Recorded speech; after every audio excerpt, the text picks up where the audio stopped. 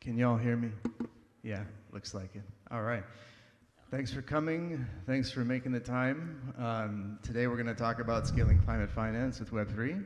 I'll get to introducing the panel in a second. We're going to quickly set the context for you. I'm going to assume no one has any idea what climate finance is, so we're going to start with the sort of EIL5 explanation, right? So why are we talking about this today? Basically, three interesting trends.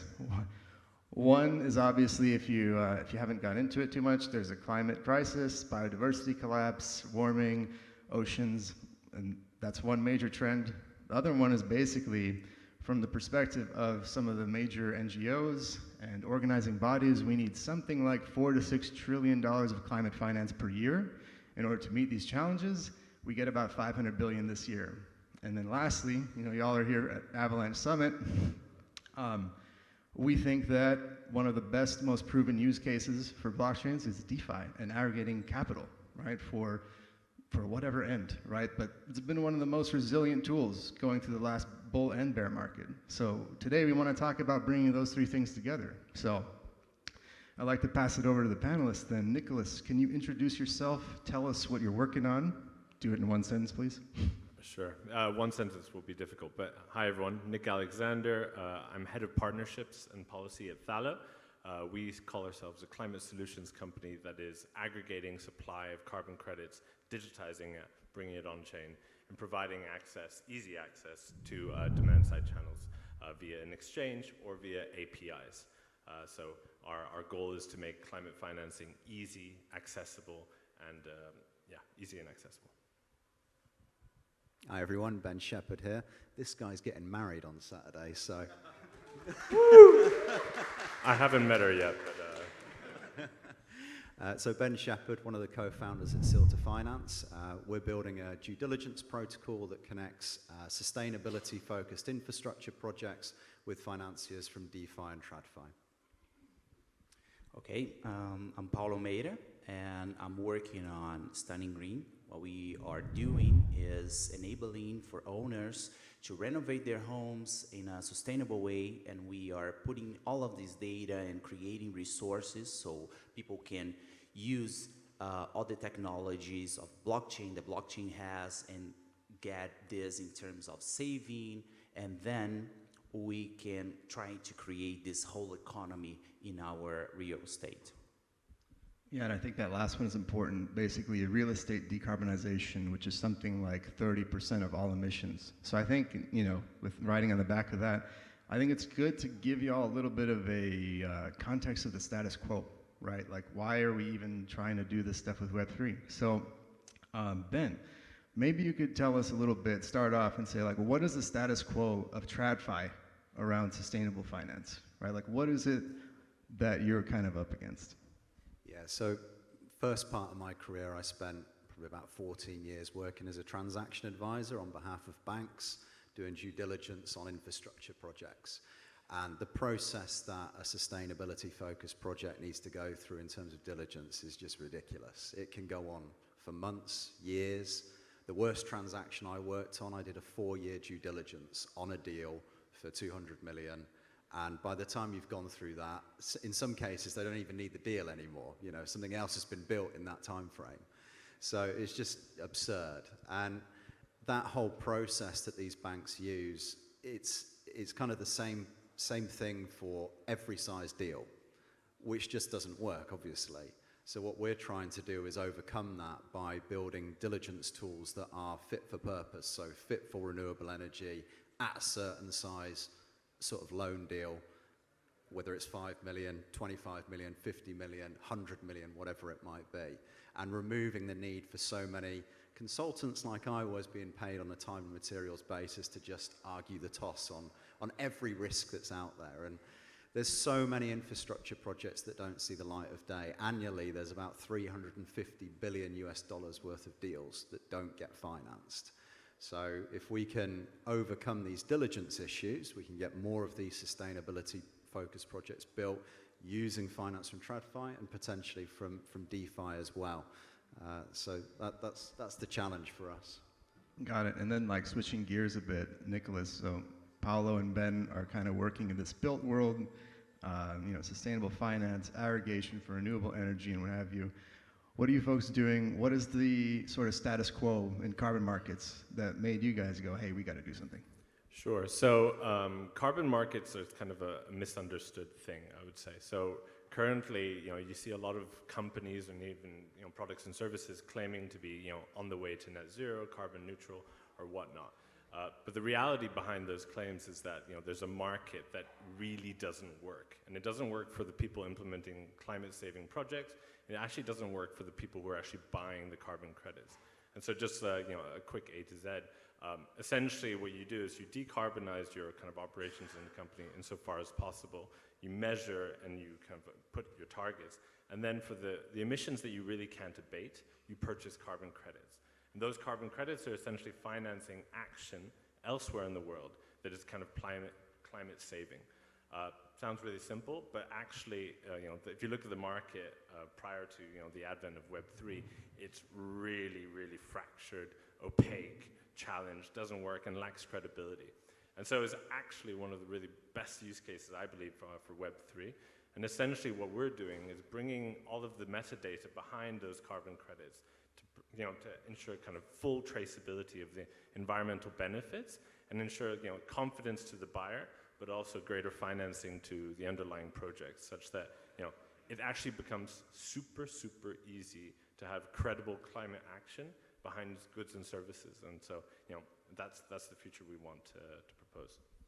Cool. So we have now a little bit of an idea of what is the current context, why does sustainable finance matter, and then hearing a little bit about the status quo of what we're up against. I want to switch and talk a little bit about the potential impact, right? Like, let's say that scaling climate finance with blockchains works and all that. How do we know it works, right? What is the impact? So, Paulo, I'd love to hear from you on this because you're working on it. Like I said, real estate decarbonization. Real estate is like 30% of all carbon emissions worldwide. So it's a super impactful area. So maybe you could tell us a bit more about, like, if we're actually successful there, what does that look like? Yeah, it's a very, very complicated way to think how we can transform this very big industry that it's right now stuck in the old ways, When we are seeing the cities, every building is different, and for different places on Earth, we are building in different ways. So the challenge that we have right now is understanding what is the best way to build and to renovate apartments, because we are focused on renovating, especially in Europe, that we've seen that all of these building stocks will be here until 2050 when we needed to be net zero. So one of the things is how can we see all of these buildings and how we can understand how to renovate this in a better way, I think the success and the most important goal that we have is understanding how to reduce the emissions, because we have the construction emission that it's not a lot, but we have the transportation and we have the materials, the concrete, the steel, and everything has an impact. But the most impact that we have is in lighting, is in water and things like that, So I believe that one of the best ways to do this is trying to think in construct or to renovate in a way that we understand the environment that we have and the data that we have, because right now we have a lot of data that can help us to renovate in a better way. Back in the days we didn't have this, and I believe that most of the work that we are doing is based on data that we can reduce just renovating in an energy efficient way. We can reduce in 50 to 70% the emissions that we have, just changing insulations, just changing things like windows, roofs, putting solar roofs or putting green roofs. Things like this can really, really make difference. So you need to understand that if we have this 30% of emissions in our cities, if we could get a neighborhood lower this amount of emissions, we will have we will be having in a very good position. I guess this is the thing that we want to do. And then Ben, I'm going to kick the same question over to you, right? So you talked about the barriers to scaling finance in the TradFi system, right? And if you actually are able to work with TradFi at Silta and achieve, sort of the perfect scenario, right? You get through all the barriers. What does the impact look like? And most importantly, I want to ask you too. We're at Avalanche Summit. We all work in blockchain. How will you prove that, right? Is that kind of an angle of what you guys are working on? Yeah. So part of the problem with infrastructure projects, particularly the smaller ones, is there's usually a few bits and pieces missing when they go to do the diligence with a bank. So the first part of what we do is try to help prepare them to go towards a bank so they can go through kind of this preparation assessment, like have you got all the certificates in place, all the agreements in place, are all the designs up to date, has everything been signed off, have you got a feed-in tariff contract, making sure everything's ready so that their success rate when they actually speak to a bank is much higher. On the significant size projects where you're talking hundreds of millions, there's a much bigger team, there's a lot more prep that goes into that, so conversion rate's much better, but those smaller ones need a bit more help. So that's the first step. The second step is then, okay, you've got your project ready, but what's the real impact that this project's going to deliver? So we just did a deal with a company called We Energy, which is a solar project out of Singapore. They are building 16 solar mini-grids in the Philippines. One of the impacts out of that project is to give renewable energy to 30,000 people across the islands of Palawan. So we say, okay, well, how can we measure that? What data are you going to provide us once the project's built to prove this? So what we do is we then capture that as one of the impacts that come out of the project, record that on chain, and then we monitor them during the loan tenor to see if that impact is beginning to be realized. And if it is, they may get a reward, maybe they get a discount on their next diligence activity. And if they don't, we're going to hold them to that on the chain. It's basically there forever. You were a bad actor. You didn't play out on what you said you were going to do.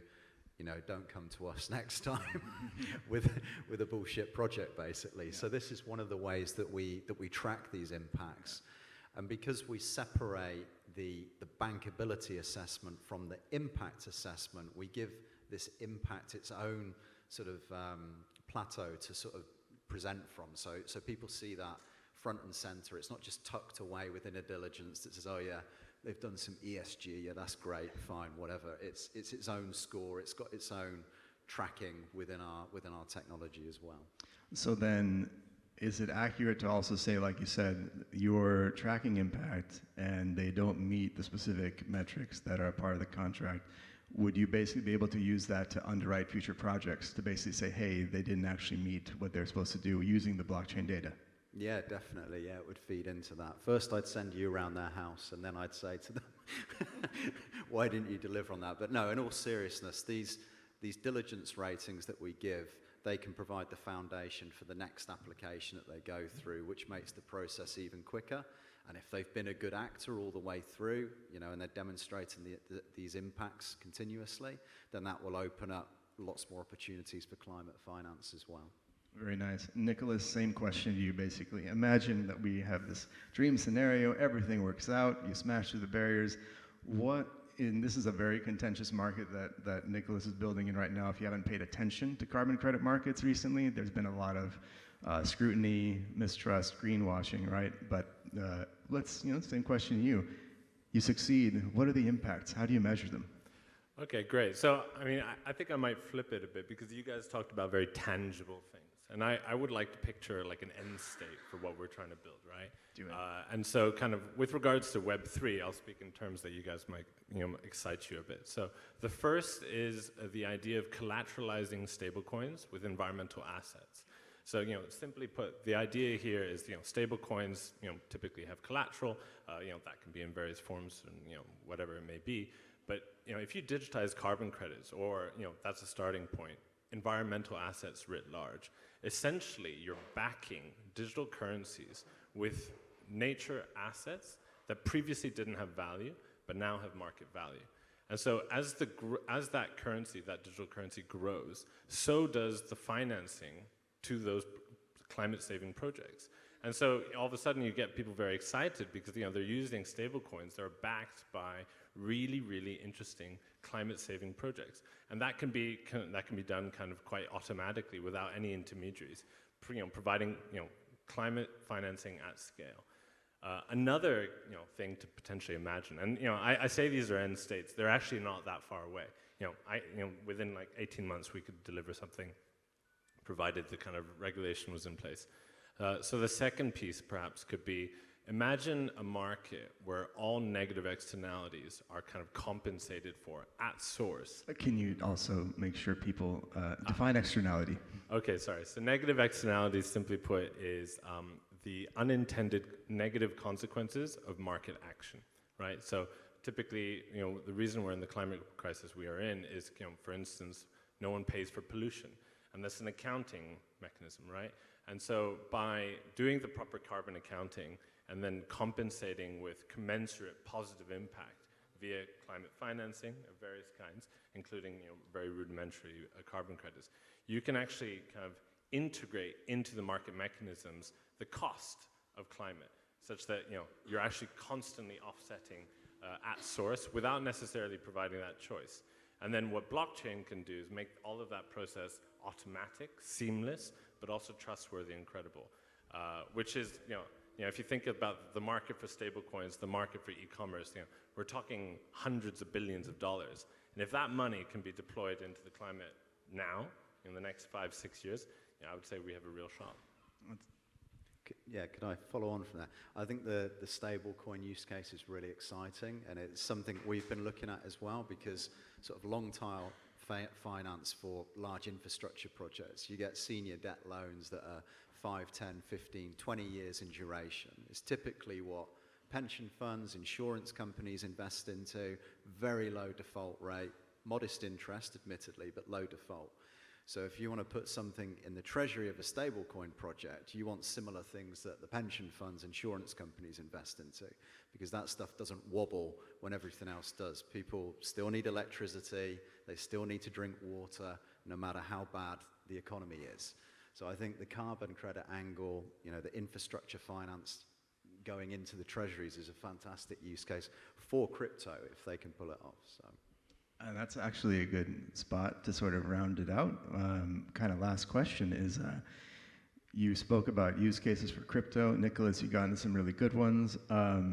Honestly, any of these projects could be done not on a blockchain, right? So I actually want, for any devs or founders in the audience, I'd love it if you could each sort of touch on for yourselves, why did you folks decide to do this on a blockchain? What are the actual benefits, right? Like for an Avalanche dev, as someone thinking of building an Avalanche subnet for this, like what is the benefit? And anyone can start, go ahead. Sure, so I'll try to answer from two perspectives. The first is, the would-be financier, so perhaps people building products on Avalanche who want, sustainability integrated directly into the product, for their customers, for their investors, for their ESG rating, what have you. You can do that seamlessly with trustworthy climate action embedded into your products. The other side of the equation, obviously, is the recipient of that financing. And so, these are typically project developers, often in the global south, who don't have access to these markets. And blockchain, what it can do is really give them access to those markets, often without even needing a bank account, right? So all of a sudden you're providing climate financing to people who don't have access to it. You're lowering barriers to entry, and you're, in the meanwhile, saving the planet. So it's really cool. When you're doing diligence on infrastructure projects, particularly in certain markets, it's not uncommon for the project developer to see how well the project's been rated and then say, that might not quite get financed if it's rated like that. Is there any way that you could adjust those figures a bit? So one of the reasons that we've decided to bring this on-chain is we want those results recorded on-chain so that they can't be tampered with. And it gives the financiers that extra layer of confidence that, this project's been through a diligence tool. This was the score that came out of it. It was recorded on chain. There was no tampering with it. It's the warts and all. This is what it is. Then also the tracking of the impact. Making sure they actually deliver on their promises. And then the hashing of the loan agreement, the diligence report, to again make sure that you know, it is the genuine report that was reviewed, it is the genuine loan agreement that's being followed up on. And then lastly, you know, the disbursement of funds. So really using the chain for those purposes in our case. And Paulo, why should we do real estate accounting, carbon accounting and decarbonization on chain? I believe for us, there is two main problems that we are facing. The first one is supply chain, how we get all of these materials and make this going to the point A to point B in a very straight way and not wasting too much resources. And the second problem, issue, or challenge, you know, these three words, is corruption, because we know that the construction sector is very, very corrupted from the inside. And if we don't use a very transparent way to create things and to measure, to put all of the data, things tend to be very, very obscure. Numbers can be changed and things like this. One of the best ways to wash money is in construction, you know. It's since the beginning, since the dawn of the humanization and of the human, you know, we know this is a problem. And we are using blockchain specifically to clean it up and make this a very, very easy to see, easy to understand, and everyone can see this data, go to this dashboard, see this data, and know that every point of this whole system is doing a very good and transparent job, you know.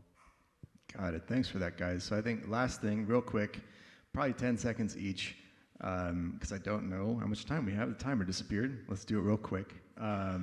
Tell the audience, right, if you're a dev or a founder in this space and you found any of this interesting, what is one unsolved problem in your domain area that you think people should know about if they're thinking of starting a company? Just throw it out there. Okay, I've already used enough jargon, so I'm going to go again because then that's fine.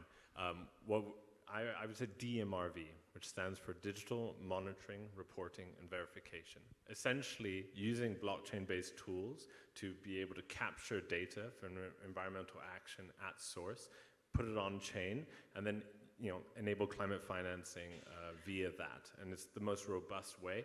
People are working on it, but no one's cracked the puzzle. And if you can crack that puzzle, then you're doing a lot of good for carbon markets.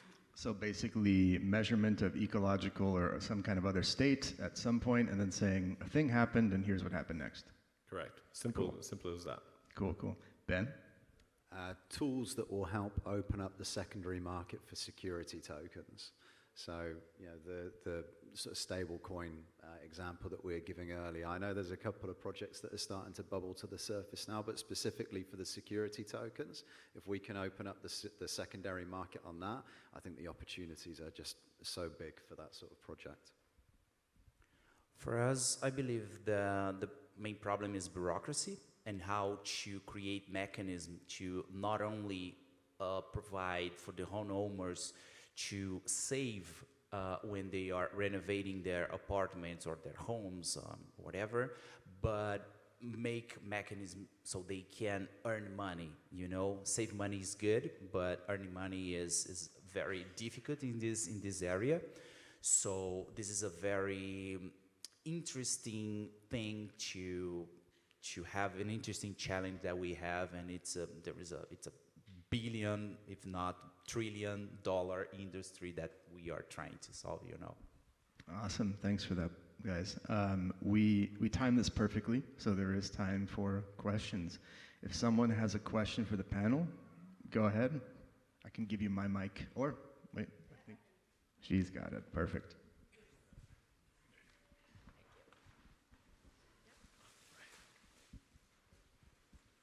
Hi. Well, thanks for the speech. It was pretty interesting.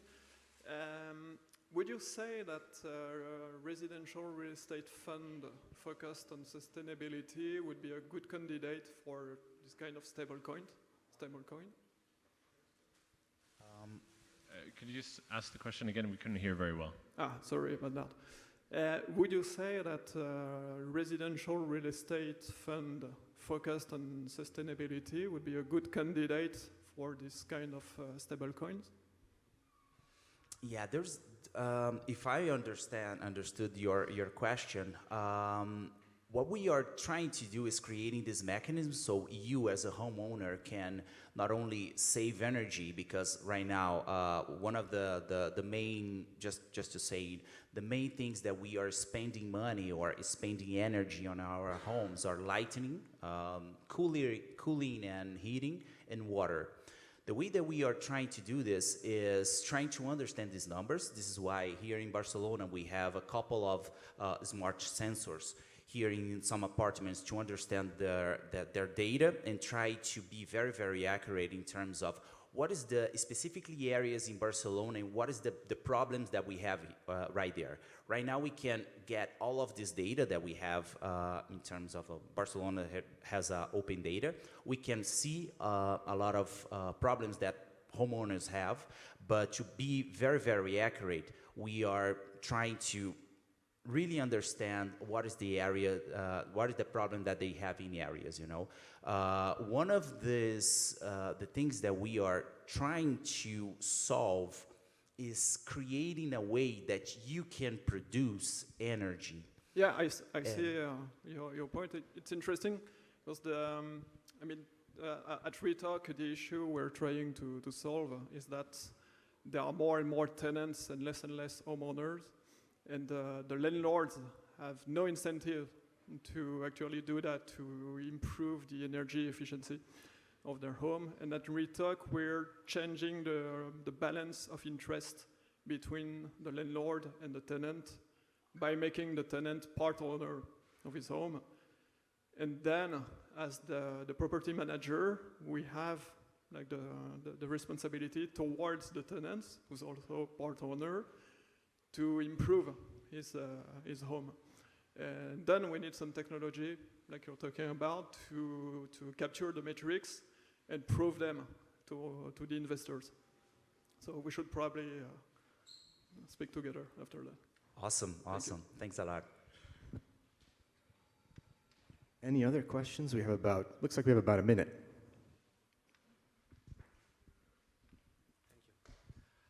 Well, my question is kind of focused for Nicolas. You spoke of tokenization of carbon emissions. Don't you find that there are a lot of bureaucratic impediments on the institutional level for this to come forward? Yeah, absolutely. Just to be clear, so we're talking about kind of, the tokenization of emissions and then tokenization of carbon credits, which is like the flip side of the same coin. But yeah. Yeah, I had another question, but... Okay, sure. So yes, absolutely. You know, bureaucracy is key to streamlining the entire thing. But once again, that's where digital tools really can do a lot of good.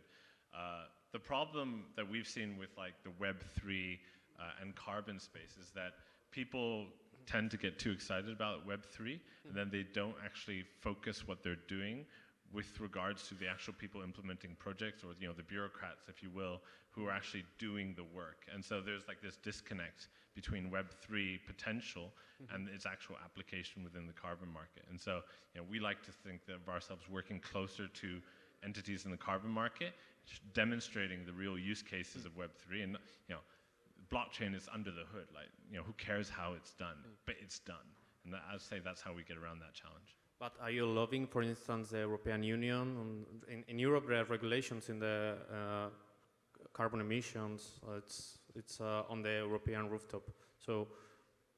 Yeah, absolutely. I mean, it's kind of, there are different groups doing different things, like lobby groups, interest groups within Web3, but also climate. So yeah, I would say a bit of everything.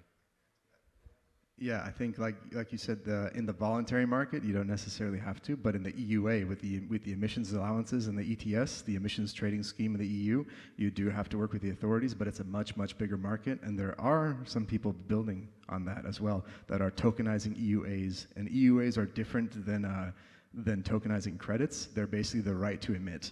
And so if you buy them and drive the price up, the industries that rely on emissions like airlines, petrochemical, all that can do less of it, right? Thank you, Jahed. And my other question was related to the saturation of the carbon in our atmosphere. And let me illustrate this with an example. Imagine you have a glass of water and you start pouring sugar on it. The sugar will dilute, but eventually you will have put too much sugar in the glass, so it won't dilute anymore. With the carbon, it happens a similar thing, and don't quote me on this because I am no physic, but an additional unit of carbon pollutes less than an additional unit of methane, for instance. Do you have any plans for tokenizing another kind of emissions? Yeah, so I think that the way to answer that question is that typically carbon credits are actually denominated in a CO2 equivalent, right? So the way it works is there's a ton of metric CO2, but like methane, I believe, is 38 times as bad. So you can actually have kind of carbon credit generating projects that are actually reducing methane, but are being far better at it. But it's denominated in CO2 equivalent, simply to have one kind of fungible standard metric that everyone in the market can use. But yeah, there's a whole bunch of projects doing different things. And we are out of time. Thank you very much for listening and your engagement. Thank you.